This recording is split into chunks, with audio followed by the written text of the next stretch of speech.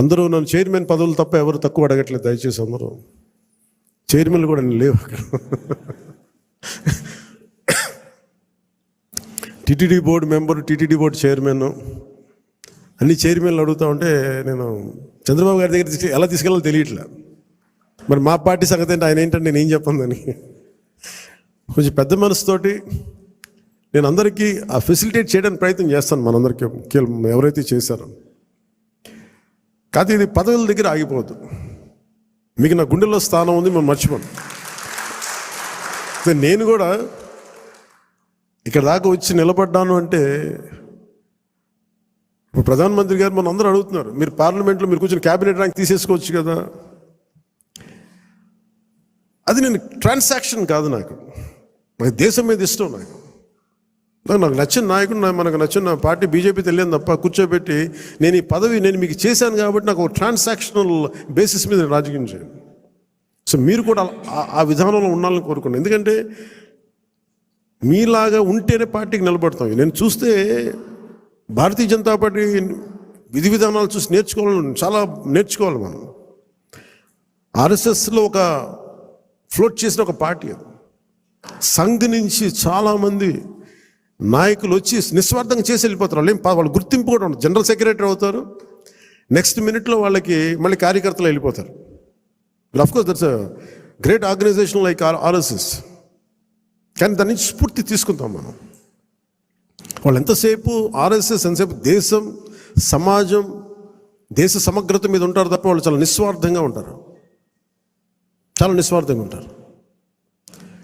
ఎంతో కొంత వారి నుంచి ప్రేరణ తీసుకొని మనం కూడా నిస్వార్థంగా పదవులు వస్తే ఖచ్చితంగా మీకు వస్తాయి, తీసుకోండి. పదవి లేనప్పుడు కూడా అంతే కమిట్మెంట్తో పనిచేయాలని కోరుకోండి. నేను అలాంటి వాడిని.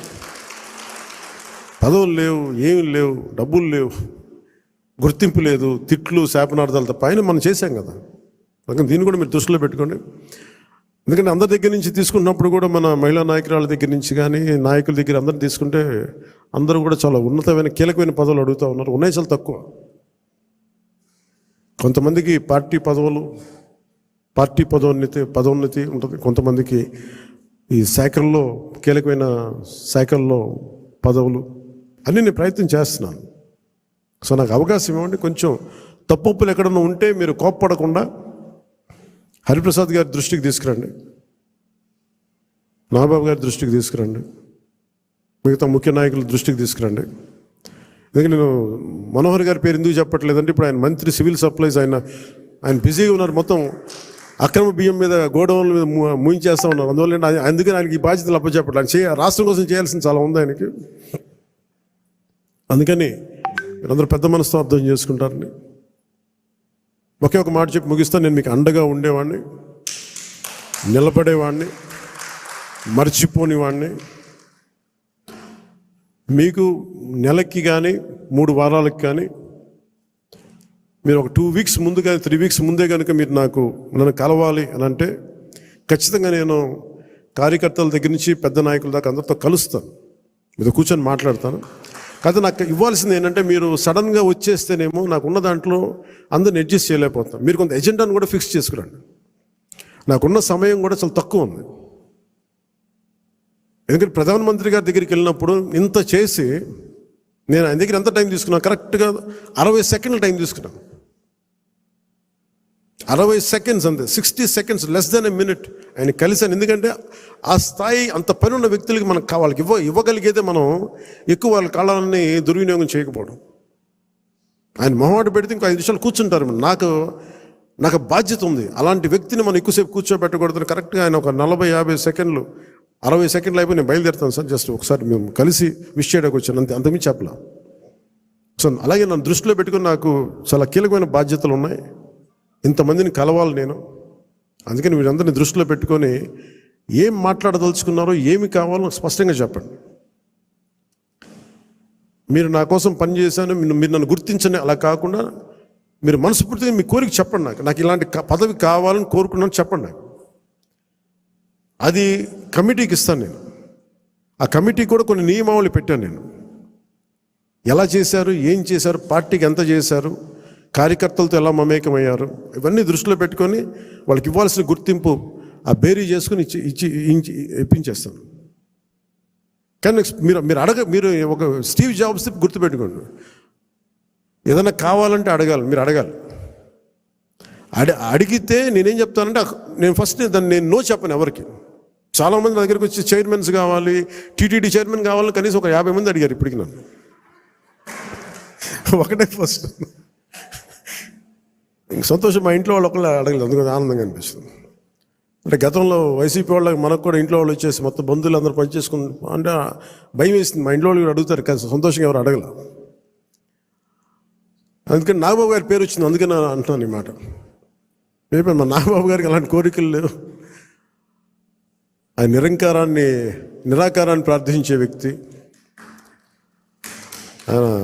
ఎథీస్ట్ అని చెప్పను కానీ ఒక భగవంతుని విగ్రహారాధనని దాటి ఉండే వ్యక్తి, అసలు నిరాకారాన్ని పూజించే వ్యక్తి. అందుకని ఆయన పేరు ఎలా వచ్చిందని అనుకున్నాను. చాలా ప్రతిదీ కూడా మీరు అడగండి, నేను దానికి నో చెప్పను, నేను పరిశీలిస్తాను. జనసేన మిత్రులు పవన్ కళ్యాణ్ గారు 21 సీట్లు తీసుకొని 21 గెలిచాడు.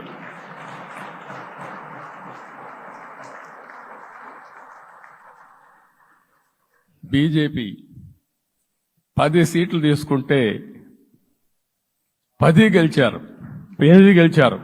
అంటే 10కి 8 గెలవడం అనేది ఒక చరిత్ర. ఆ 2 సీట్లు కూడా కొన్ని ప్రత్యేకమైన కారణాల వల్ల ఓడిపోయాం తప్ప ఇంకోటి కాదు. అంటే ఇక్కడ ఒక లెసన్ మనందరికీ అర్థమైంది ఏంటంటే, అభ్యర్థులు గట్టిగా నిలబడుకున్న ప్రతి ఒక్క చోట ప్రజలు మనల్ని ఆశీర్వదించారు, గెలిపించారు. ఇదే ఈ యొక్క ఎన్నికల్లో మనందరం గుర్తుపెట్టుకోవాల్సిన ఒక ప్రత్యేకమైన విషయం.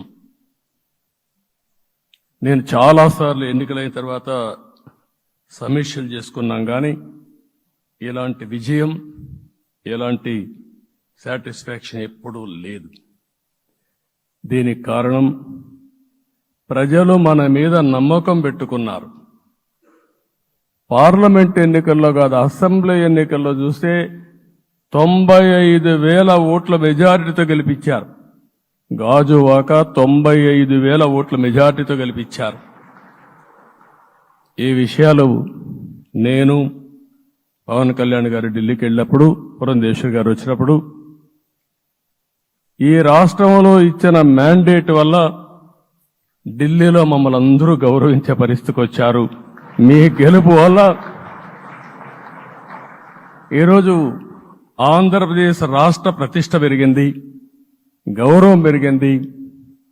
మనకు కూడా గౌరవం పెంచుకునే పరిస్థితికి వచ్చాం.